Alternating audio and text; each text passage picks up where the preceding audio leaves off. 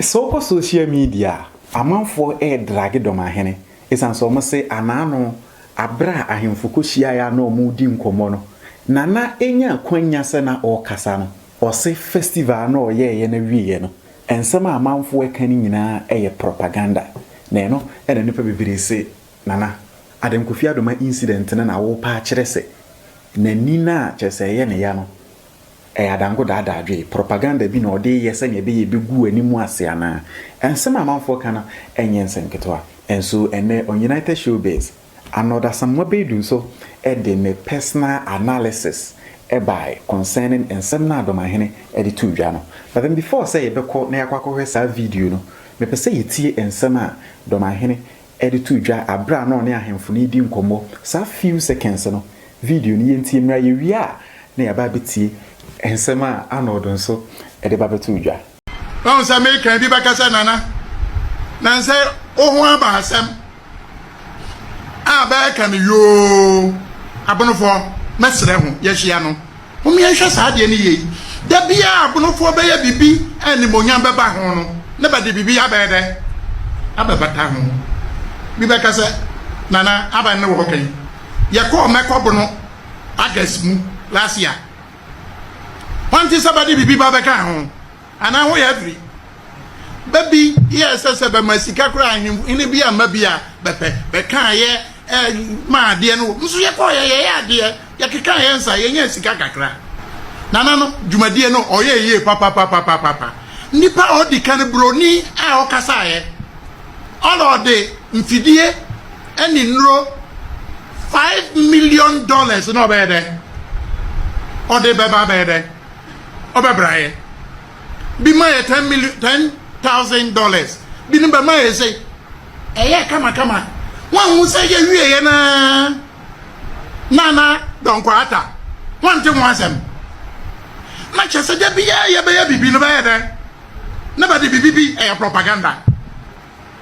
na no Kofi nana no wan meboam amama anye Kofi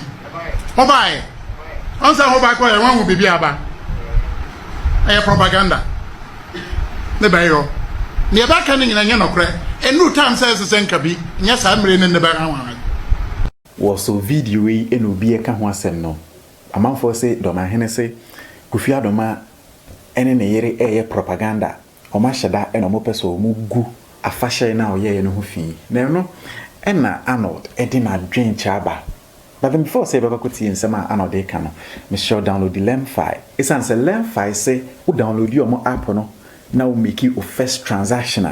obecho sika na so US now send $100 or more obecho $20 free or Canada now send $100 Canadian or more obecho $20 Canadian free or UK now send £50 or more Lenfa becho £10 free and I will Europe so now send €50 or more Lenfa so becho €15 free ni here na say o download the Lenfa app na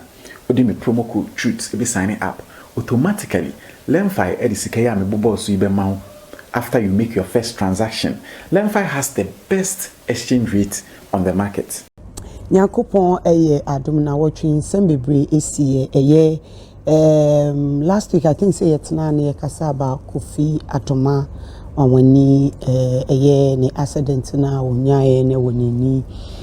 obia eche na adwe na say na watching ya ye wuri mu eye yankasa